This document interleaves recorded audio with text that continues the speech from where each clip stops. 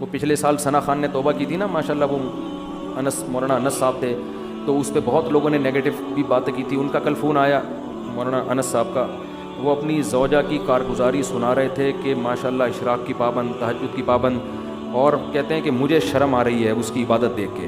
ये उन्होंने मुझे कहा कि ये आप लोगों को बता दें, क्योंकि लोगों ने उसके बारे में नेगेटिविटी बहुत ज़्यादा फैलाई है। अब देखो, अगर मुफ्ती अनस शुरू ही दिन से उस पर डंडा लेके खड़ा हो जाता, इंसान की बच्ची बन जा तो ये इनकलाब, उनका कोई फाउंडेशन भी है, ट्रस्ट भी है जिसमें वो गरीबों के साथ मदद कर रही है, तो फिर ये ना होता।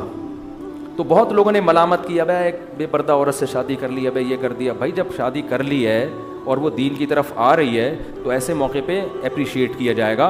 फतवे कुरान क्या कह रहा है, लोगों को हिकमत मसलहत के साथ दीन की तरफ बुलाओ। देखो मैं भी दाढ़ी के पर जब मजमा होता है तो बयान करता हूँ, किसी बगैर दाढ़ी वाले को अलग से बुला के नहीं कहता भाई शर्म नहीं है, कबीरा गुनाह है कबीरा।